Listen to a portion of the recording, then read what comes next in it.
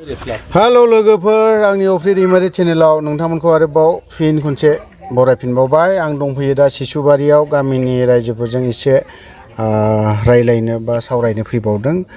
बे मासनि बिथाङा जोंनि बिटिसिनि चिफ 5-6 तारिखआव थांनाय 5-6 तारिखआव फैनायनि खोथा होनदोंमोन बेखौनो जों फैदोंना फैयाखै बेखौ एसे खबर लानो फैबावदों फैयाखैबा मानो फैयाखै आरो फैदोंब्ला जा रिलिफआव थानाय जेसेबां रायजो राजाफोर दङ बिथांमोननो मा खोथा होना थांखो बेखौ एसे सावरायलायनि फैदो बिदिब्ला एसे सावरायलायनोसै आदामोनखौ आं खनसे फिन बरायफिननानै लाफिननाय जाबाय आच्छा दाखालिहाय जे थांनाय मासाव बे मासनि 5-6 तारिखआव बिथां प्रमद बर'आ फैगोन होनना बुंलांदोंमोन बावहाय फैफेरबाय नामा आदामोननावहाय तो आं गिबियाव अफ्रि दैमारि चेनेलखौ बरायग्रोनानै लाबाय गोजोन्थों लोगोसेनो आङो आंनि मुंखौबो फारि खोन्थालांनो सानग्रोबाय बिनि उनाव खोन्थालांनोसै आंनि मुङा मनेन्द्र नार्जारि गामिया जाहैबाय सिसुबारि आरो भिलेज पिसिडिसि हिसाबै माने खैला मैलायानो आरो पिएचआथ' आमगुरि जाहैबाय आरो डिस्ट्रिक्टआथ' चिरां बयबो मिथिखायो आरो सिसुबारि होनब्ला बयबो मिथिखाबाय बे हिसाबै जोङो थांनाय 18 जुननिफ्राय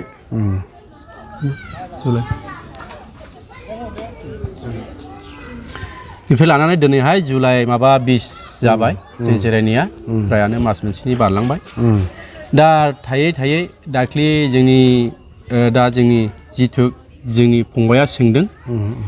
फंबाय सोंनाय मथे आं बुंनोसै जोंनि गेजेराव प्रमद सारा बिटिसिनि चिफ सारा फैनानै गावनि खालामाथि मोनसे प्रटेक्शनाव फैनायाव जों लोगो लांलांदोंमोन लोगो लानायाव जों खावलायबाय थादोंमोन जों रायलायलां जोंनि गेजेराव एसे सुखु दुखु खोनासंलां जोंनि गाबनायखौ एसे नायलां जों खावलायबाय थादोंमोन नाथाय बिथाङा सम होनो हायाखै फिन थांदों खालामाथि प्रटेक्टआव लोगोसे फैफिननाय समाव जों जेब्लायबो माने सानसे मानेखौ जों अपेक्षा खालामनानै दंमोन एबा नेनानै दंमोन नाथाय फैफिननाय समावबो बिथाङा जोंनो सम होनो हायाखै आरोबाव खोथा बियो गसंनानै जों जबान होलांनाय बायदि खोथा होलांनाय बायदि जों 5-6नि गेजेराव नोंसिनि बे सिसुबारि रिलिफआव नुजाफैनानै माबा मोनसेब्लाबो जोङो रायलायफैगोन होननानै खोथा बुंनानै थांदोंमोन दा जों बेखौ नेनानै दिनै खन 5-6निखौ बारनानै दिनै 20 तारिख जुलाइ जाबाय दिनैसिमावबो जेबो जोंहा खबर गैयैखाय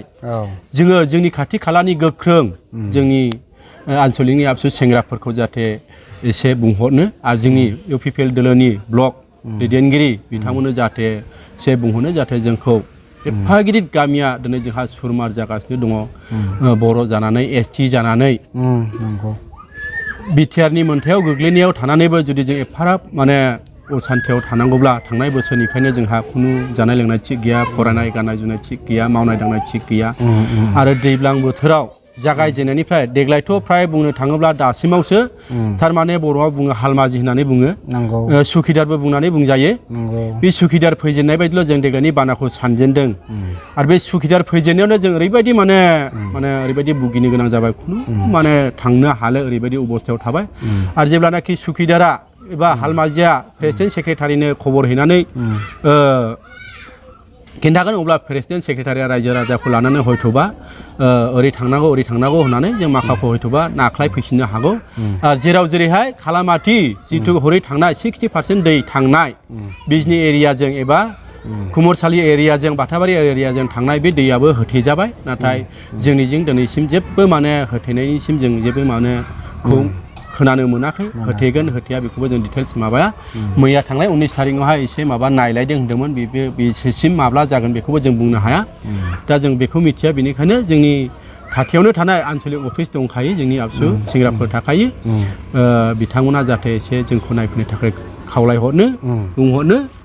दा जोंनि सुखु दुखु गोजानाव थानायफ्रा मिथिया जोंनि खाथियाव थानाय नेताफ्रानो दैदेनगिरिफ्रानो जाहाथे जोंनि सुखु दुखुखौ जाहाथे एसे फोरमायहरनोब्ला जाहाथे जोंखौ नायफैगोन जों बेखौ आसा खालामदों आरो जों जेब्लायबो नेनानै थागोन जाहाथे सम होनायखिनियाव आरो फैबावगोन होननानैहाय जों मिथिनो मोन्दों माबा खालामाथियाव मालाबा फैबावगोननो बेखौबो जों डिटेल्स मिथिया जाहाथे जोंनियाव डाइरेक्ट फैयाब्लाबो जाहाथे इनडाइरेक्टब्लाबो जाहाथे जोंनि रिलिफआव नुजालाङो आरो जोंनि थासारिफोरखौ एसे सामलायलाङो जेरै ओरै जाहाथे बेखौ जों बुंजानो लुबैदों आरो जथेस्थ' जोंहा काउन्सिलनि गभर्नमेन्ट गोदान दङ जथेस्थ' काउन्सिलनि गभर्नमेन्ट गोदाना जाहाथे निस्सय जोंखौ हेफाजाब होगोन जों थारमाने बर' नङाब्ला जों एसटि बिराद पावारवाला मानसि जानानै जुदि जोङो रेभिनिउ गामियानो जुदि खुरखाजोबनानै जुदि जों गुबुनाव जुदि एसेबो न' फसंफिननो जुदि जोंहा सुबिदा थायाब्ला मोनाब्ला जोंहा बर' जानायनि एबा बिटिआरआव राइट्स थानायनि जोंहा राइट्सआ बहा थांखो जोङो लिडारफोरखौ गोबां जों हेफाजाब होबाय अनबोबाय बिसिनि बोसोनफोरखौ लानानै जों दिनै लिडारफोर थिखांहरबाय गभर्नमेन्टबो बानायहरलायबाय नाथाय जोंनि दुखुआव थानाय जोंनि नांगौ समाव गभर्नमेन्टआ एसे अबहेला खालामनाय बायदिखौ जों मोन्दों जों रिलिफनि जानानै जोंसो जाय भुगिदों बिथांमोनासो मिथिदों जोंनि रिलिफनि मानसिफ्रा बेनिखायनो जों बिराद माने सेमेनिफ्रायनो बे खोथाखौ जों बुंगासिनो दङ जुदि सिनाहा जुदि सोरबा हा गोनांखानो हा मोन्दोंब्ला आरो हा गैखायाब्लाबो जुदि हा मोन्दोंब्ला रन्जित सारनि अननायाव ने डिपार्टमेन्ट सारनि अननायाव मन्त्रि सारनि अननायाव मोन्दोंब्ला जुदि जों दैजों खुरखाजानाय सिसुबारि गामिया एफागिरि गामिया मानो बैयाव दरसे हा मोनहैनो हाया बेखौ जोङो सरकारनियाव एबा रन्जित सारनियावनो प्रियंका सारनियावनो जोङो कुइज खालामनो एबा सोंदों जाहाथे बिनि एन्सारखौ जाहाथे जोंनो रन्जितआ होनांगौ मिडियानि गेजेरजोंब्लाबो आरो गाव फैनानैब्लाबो बिनि एन्सारखौ जोंनो होनांगोन अब्ला जों जोबोद गोजोनगोन जुदि जोंखौ नोंथांमोना नायसनोब्ला जोंबो फैबाय थागौ बोथोरफ्राव जोङो अरायसमबो गोसोखांनानै नायसनगोन जुदि दानिफ्राय जोंखौ नायनाय अननायाव जुदि अबहेला खालामोब्ला मा होनो नोंथांमोननि नांगौ समाव जोंखौ मोखां नायनो दा लुबैयो बेखौ जोङो खावलायदों बेनिखायनो जोङो दायो मैया जोंनि आइपिएस अफिसार मण्डल नङाब्ला एसडिअ सारमोन फैदोंमोन गिदिर रेंकनि अफिसारफोर फैदोंमोन बिथांमोना बुंदों दा ओरै थाथ'दो ओरै दा थांथ' नाथाय सरकारनिफ्राय माने रेसना बन्द' जानो हागौसै अब्ला जों रेसना जुदि बन्द' जायोब्ला जों महाय थानानै जोंहा थानोनो गनांगैयाब्ला जों बबेयाव गसंनानै खामला मावहैगोन जों बेखौ बिराद दुखु मोनदों बेनिखायनो जोंनि बिटिआरनि दैदेनगिरिफ्रा जाहाथे एसे बुंनानै हरनो जाहाथे सार्केल अफिसार नङाब्ला डिसि सारमोनखौनो बुंना हरनो जोंनि जानानै जाहाथे जोङो बे गैथाराब्लाबो सेप्तेम्बर खावसेसिमा जाहाथे जों बे गसंनानै थानो मोननांगौ आरो जुदि जोंखौ रायनो मिनि गभर्नमेन्ट थानानै काउन्सिल गभर्नमेन्ट थानानै जुदि जोंखौ बै जुदि जों बिफद जायगायाव जुदि जोंखौ दोनहरनानै जुदि माबा मोनसे जुदि जोंनि गेजेराव जायोब्ला जोंखौ जेब्लायबो बुंदों जाहाथे गभर्नमेन्टआ जोंनि मानसि माबा मोनसे जायोब्ला रिक्स लानांगोन बेखौ जोङो बुंबाय थाखादों आरो बुंनायल' नङा जों हुमखिनाय बायदिबो बुंनाय जायो माने अब्ला जोङो दलद थानाय नङा जुदि जोंनि मानसिखौ जुदि बेबायदि एफाबां सेमोननिफ्राय रिलिफ जासेयावबो एसेबां निदानाव नुसेयावबो जुदि जोंखौ बासायाब्ला बे निदानिफ्राय जोंखौ सेफ जायगायाव दोनाब्ला जोंबो दुखु मोननाया जेब्लायबो थाबाय थागोन आसाम गभर्नमेन्टआनो होन बिटिआर गभर्नमेन्टआनो होन बेनिखायनो आंनि प्राइभेट साननानै आं बे खोथाखौ बुङाखै रिलिफनि जानानै आं बेखौ बुंदों आं रिलिफ हरदानिनि जानानै आरो सासे रिलिफनि बेनिफिसारि मेन बेनिफिसारि जानानै आं खावलायदों आरो दा जुदि जोंनि बे जा गभर्नमेन्टआव थानाय बिथां इउपिपिएल सरकारनिनो दिनै प्रमद बर' चिफ बिथाङा जुदि नोंथांमोनखौ जुदि जेरावबो दोनथाराब्ला नोंथांमोनखौ जुदि बे जायगानिफ्राय नोंथांमोना जुदि मोनसेबो जुदि जायगा एसेबो जुदि बरननानै होआबा नोंसोर बिनि सायाव माबाफोर गोख्रों माबाफोर जोंहा गभर्नमेन्ट हिसाबै खाथिनि गभर्नमेन्टखौ जों सोनारबाय थागोन बुंबाय थागोन आरो एसे आसाम गभर्नमेन्टखौबो जों बुंबाय थागोन खारनबा जोंहा रेभिनिउ गामि जोंहा खाजोना होयो फाथा रसिद दङ बायदि हानि डकुमेन्टसफोरखौ जों होनो हायो गासिबो होनो हायाब्लाबो फ्राय लिडार मा होनो गार्जेनफ्रा होनो हाजोबगोन आरो आंबो होनो हायो आं गावनो होनो हायो हानि फोरमानखौ बे रेभिनिउ उमुक माने खाजोना रसिद मा होनो हायो अब्लाबो जुदि जोङो दिनैसिम थांनाय बोसोरावबो एसेबां दै खुरजाना लांबाय आरो देग्लायथ' माने नाजालाय गैले आरो थेवबो हा हु खुरनायनि थाखाय जों जेबो बेनिमुया मोनाखै आरो जों दिनैसिम बिटिआर गभर्नमेन्ट आरो बुंनाय बायदि जायो आसाम गभर्नमेन्टनिफ्राय जों बे दै खुरनाय लोमजानाय फाथो बेसर बायदि खेथि थांनायफ्रा जों दिनैसिम फार्स्ट फैसाबो मोनाखै आरो जों एकाउन्टाव हाबाखै गोबां डकुमेन्टसफोरखौ जों हरबाय पासबुक हरबाय